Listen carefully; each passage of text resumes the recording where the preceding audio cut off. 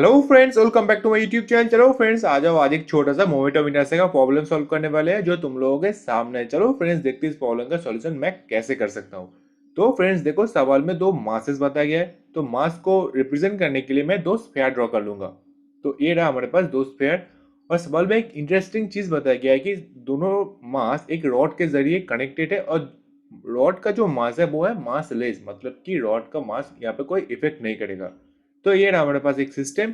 तो अब मैं यहाँ पे दोनों स्फीयर का नाम दे दूंगा, एक का नाम M1 और दूसरे का नाम मैं दे दूंगा M2। चलो अब आते हैं मेन चीज पे। सवाल में एक इंटरेस्टिंग चीज बताया गया है कि ये जो पूरा सिस्टम है वो रोटेट कर रहा है, और कोई भी चीज अगर रोटेट करेगा तो एक एक्सिस के जरिए रोटेट करेगा ना। अब वो एक्सिस अब कहाँ पे होगा जिसके जरिए सबसे लोएस्ट वर्क डन होगा। ये रहा सवाल में इंटरेस्टिंग पार्ट। मतलब कि हमें एक एक्सिस ढूंढना है जिसके जरिए सबसे लोएस्ट वर्क डन होगा। ठीक है, तो सबसे पहले मान लेते हैं ये रहा हमारा वो एक्सिस। तो अब मान लो M1 से एक डिस्टेंस से वो एक्सिस है, और M2 से L-X डिस्टेंस पर वो एक्सिस मौजूद है। तो अब मैं यहाँ पे कुछ फंक्शन जनरेट करूंगा जिसके जरिए प्रॉब्लम सॉल्व हो जाएगा। तो सबसे पहले वर्क डन। तो वर्क फॉर M1, मतलब कि M1 के जरिए कितना वर्क हमें करना होगा उसको मैं रिप्रेजेंट करूंगा W1 के जरिए। तो W1 इक्वल टू देखो यहाँ पे आ जाएगा half I1 omega zero square. Omega zero जो है एंगुलर वेलोसिटी, ऑलरेडी सवाल में बताया गया है। ठीक है, I1 जो है वो है मोमेंट ऑफ इनर्शिया। तो M1 का मोमेंट ऑफ इनर्शिया क्या होगा, हाफ M1 x स्क्वायर, और ओमेगा जीरो स्क्वायर रह जाएगा। तो यहाँ पे मैं W1 इक्वल टू हमने कैलकुलेट कर लिया। तो सिमिलरली M2 के जरिए भी हम कैलकुलेट करेंगे। तो work for M2 equal to represent करेंगे W2। तो W2 इक्वल टू देखो यहाँ पे आ जाएगा half I2 omega zero square, और I2 के बदले यहाँ पे रिप्रेजेंट करेंगे M2 into L-X whole square. तो आ जाएगा यहाँ पे देखो L-X the whole square into omega zero square. तो ये रहा हमारे पास W2।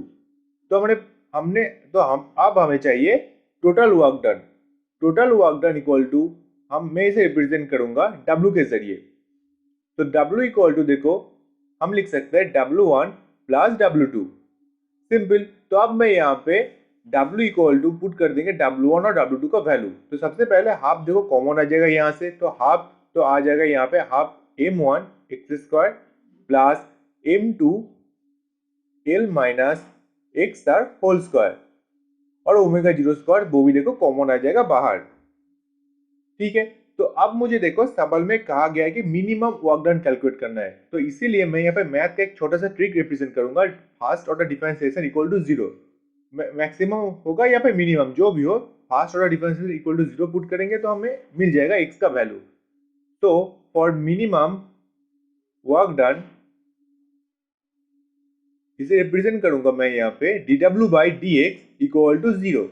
तो अब d बाई डी एक्स को तो मैं लिखूंगा यहाँ पे जैसा था, और w के जरिए यहाँ पे सिंपल मैं पुट कर दूंगा वो term d by d x, और w का जो टर्म मैं उसे पुट कर दूंगा जैसे कि M1 x square plus M2 L-X whole square equal to zero. तो अब मैं यहाँ पे d बाई डी एक्स के जरिए डिफरेंशिएट करूंगा। तो सबसे पहले देखो आ जाएगा 2M1x plus M2 L-X whole square, मतलब sorry L-X minus one into two equal to zero. तो अगर इसे तुम कैलकुलेट करोगे तो x का वैल्यू तुम्हें मिल जाएगा देखो M2 into L by M1 plus M2। तो फ्रेंड्स ये रहा x का मतलब होता है कि M1 से कितनी दूरी पे वो एक्सिस होगा उसका वैल्यू। तो फ्रेंड्स ये रहा इस प्रॉब्लम का सॉल्यूशन। अगर अच्छा लगा तो वीडियो को लाइक करना, चैनल को सब्सक्राइब करना मत भूलना। Have a good day.